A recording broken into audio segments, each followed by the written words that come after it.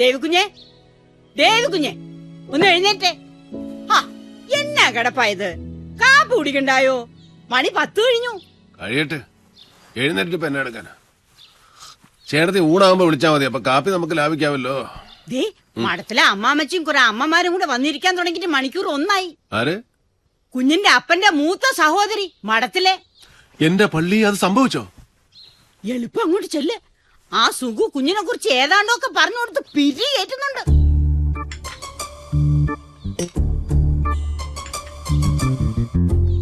ഈ ഗ്ലബി പോക്ക ഒന്ന് നിന്ന് കിട്ടേണ്ടത്.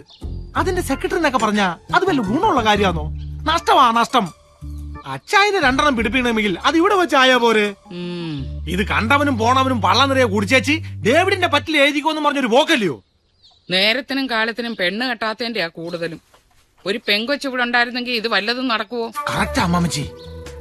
അല്ലാതെ ഞാനിത് എത്രാന്ന് വെച്ചോ ഉപദേശിക്ക. ഒരിക്കൽ ഞാൻ ഏതാണ്ട് പറഞ്ഞപ്പോ എന്നോട് പറയുവാ, വണ്ടി ഓടിക്കുന്നവൻ ആ പണി ചെയ്തേച്ചാ മതിന്ന്.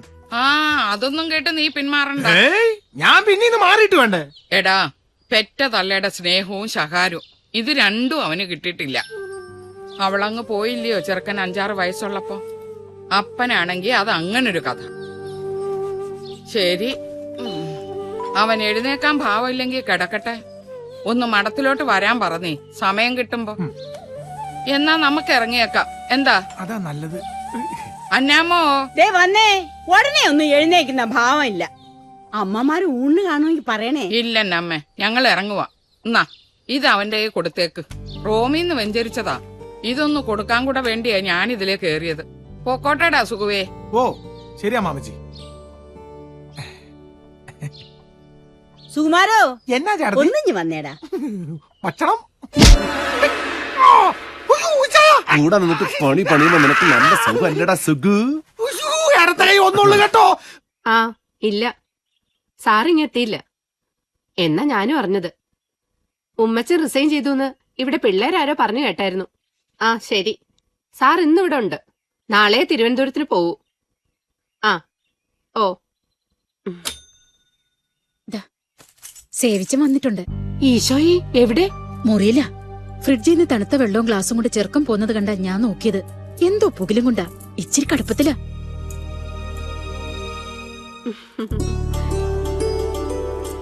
ഇന്നായാലുമേ ഇത് വെച്ചോ. ഇവളുടെ കല്യാണം കൂടാൻ സാറുണ്ടെങ്കിൽ ഞങ്ങൾ 2 കൂടി അങ്ങ് എത്തിയേക്കാം. ഇല്ലേ, എന്നെ പ്രതീക്ഷിച്ചാ മതി. ഓ,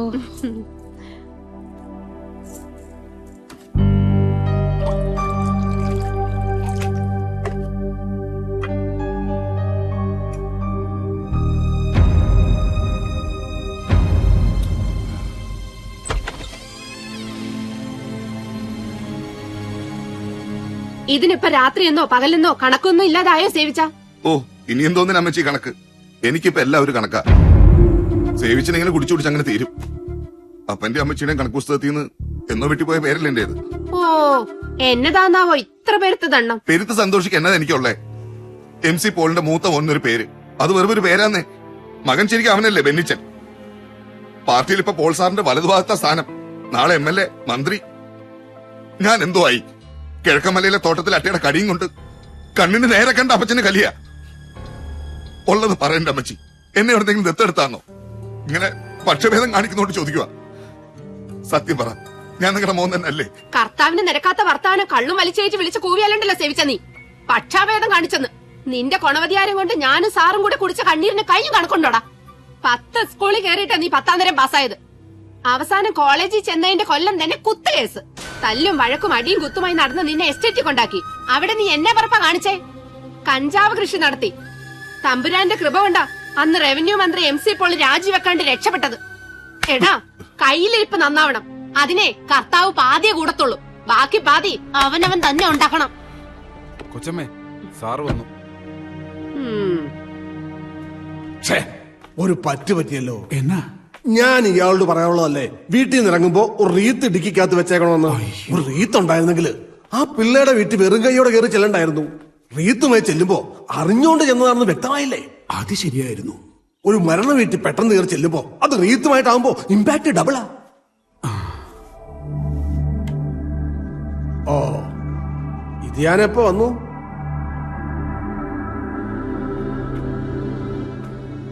അതെ, ഭരണം കയ്യിലില്ലാത്ത സമയം, പാർട്ടിക്കകത്തെ ഇഷ്യൂസ് വേറെയും.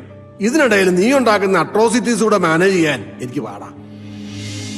അതുകൊണ്ട് ഇവിടെ വല്ല അത്യാവശ്യവും എന്ന് വെച്ചാ ഇവളോ ഞാനോ അങ്ങ് മേലോട്ട് എടുത്തോന്നോ മറ്ററിഞ്ഞാലേ നീ കോട്ടയം ജില്ലയിലേക്ക് വരേണ്ട കാര്യമുള്ളൂ. കടുത്തുരുത്തി MLA ഉമ്മച്ചന്റെ രാജി ആവശ്യപ്പെട്ടു. അവിടെ നടക്കാൻ പോണ ബൈ ഇലക്ഷനില് ബെന്നിച്ചനെ നിർത്താനാണ് എന്റെ പ്ലാൻ. അതൊന്ന് കഴിയുന്നവരെ നിന്റെ ഉപദ്രവം ഉണ്ടാവരുത്.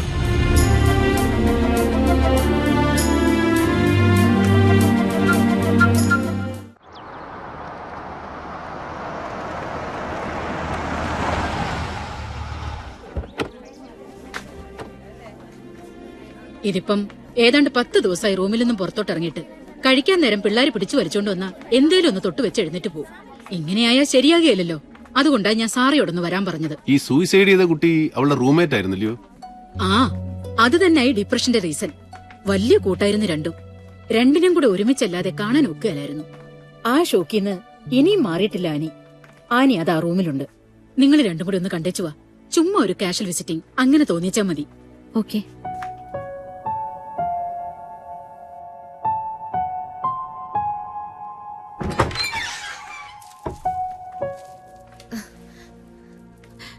ഇത് എന്നാ കോലവാടി? ഓ, നല്ല സുഖമില്ലായിരുന്നു. ഇതെന്നെ രണ്ടാളും കൂടെ. നിന്നെ ഒന്ന് കാണാൻ. ചുമ്മാ കാണാനല്ല, നീ ഇവിടെ കുറച്ചു ദിവസമായിട്ട് നിരാഹാരവ്രതവും മുറിയടച്ച് കുത്തിരിപ്പൊക്കെയാണെന്ന് നിന്റെ വാർഡനമ്മച്ചി പറഞ്ഞു. അതിന്റെ നിജസ്ഥിതി ഒന്ന് അറിയാൻ വന്നതാ. എന്നതാ ഉദ്ദേശം? ക്ലോസ് ഫ്രണ്ട് ഹോസ്റ്റൽ ബിൽഡിംഗിന്റെ ടെറസിൽ നിന്ന് ചാടി മരിച്ച കഥയൊക്കെ അറിയാം.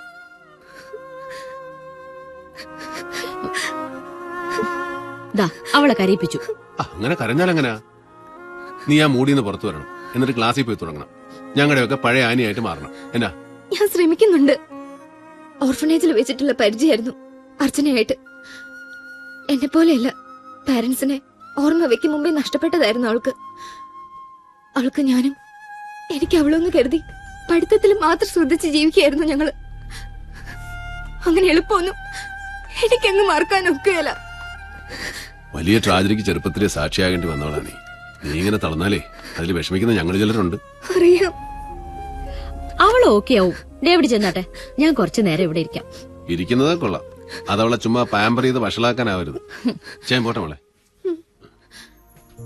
ആ അതെ, ഇനി ക്ലബ്ബിൽ ചെന്നിരുന്ന് ഇതിന്റെ പേരും പറഞ്ഞ് കള്ളു കുടിച്ച് നേരം വെളുപ്പിക്കണ്ട.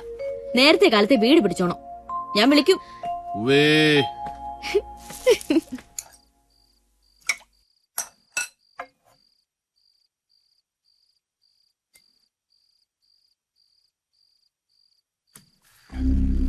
പിന്നെ നിന്റെ പേര് അനൗൺസ് ചെയ്യുമ്പോ സ്പ്രെഡ് ചെയ്യാൻ സാധ്യതയുണ്ട് ഒരു സ്കാൻഡൽ.